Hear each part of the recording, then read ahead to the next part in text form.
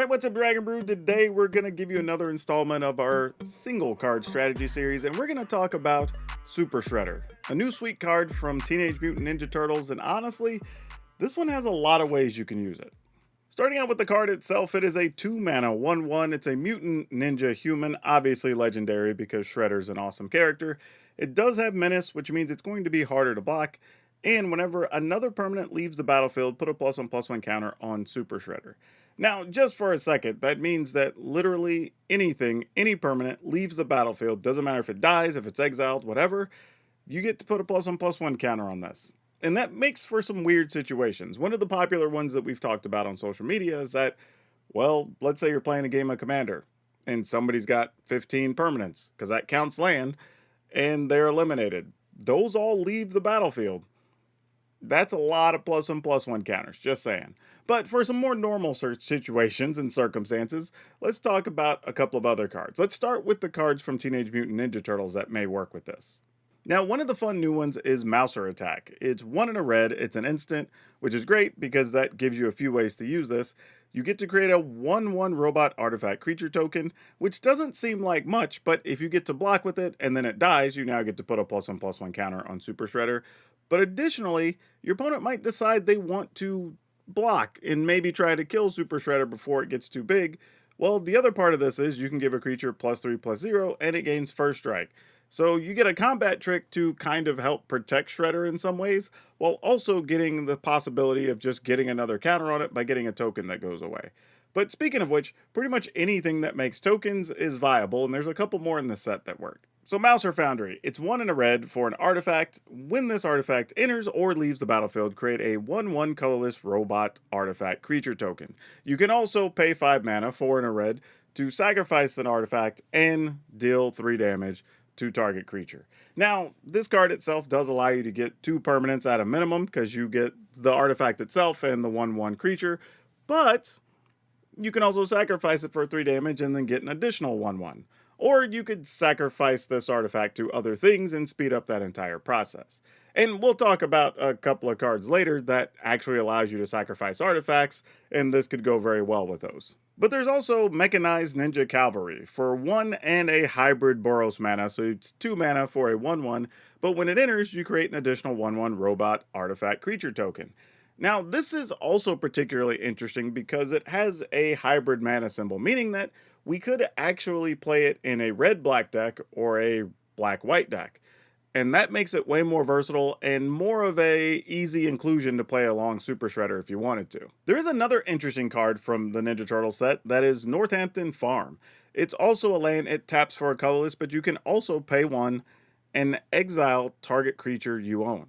Now, this is pretty cool because let's say something was gonna die anyway because you blocked with it. You can go ahead and exile it and have it for later. You still get the counter on your Super Shredder because Shredder just cares that it left the battlefield. Doesn't care how. And then later on, you get your choice of returning one of those things and those others go back to your hand. So this card's just generally useful, but does happen to work very well with Super Shredder. And then there are some other just quality creatures that could work with them, like Bebop and Rocksteady. Now this is already kind of a crazy card. It's a 3 mana 7/5 creature, which again gives you the option of playing this in just a mono black deck or a black green deck because it has hybrid mana and the cost. But this also makes you sacrifice a permanent every turn. So you could effectively play something on turn 1, Shredder on 2, Rocksteady and Bebop on 3, and then you start sacrificing things or things are dying in combat or whatever, and then you just get more counters to attack with 2 pretty sizable creatures going into turn 4. But there are a lot of cards already in Standard that work well with this card, so you might already own some of these that we're going to talk about, and the first is Nesting Bot. This card's just generally good. If you wanted to play it in a black-white deck, this works very well. It gets you a 1/1, possibly dries up your speed for other things you might want to work alongside it, but when it dies, you also get a 1/1 token. So again, you're getting 2 things to possibly trigger your Super Shredder. But while we're on the subject, speaking of black-white cards, there is the actual Bartolome del Presidio, which hasn't been around very much in Standard, but it is still legal to play with. And this is one of those cards we talked about that can let you sacrifice things just for free. So if you wanted to defensively make your Shredder bigger, just so it can't be killed easily, or you just want to grow it to make it hard to block, or whatever the case may be, You can play this along with a bunch of other permanents that give you 2 or 3 possible other permanents, or just get the other abilities when they leave the battlefield. So yeah, this card been very good in some low-key spots in the past, and it might have an opportunity again. But Bartolome is not the only card we have that does this. We also have Umbral Caller Zealot, which works with a bunch of other cards in Standard, so you may have seen this card a few times or been familiar with it. But this also, again, has the benefit of letting you sacrifice creatures and artifacts.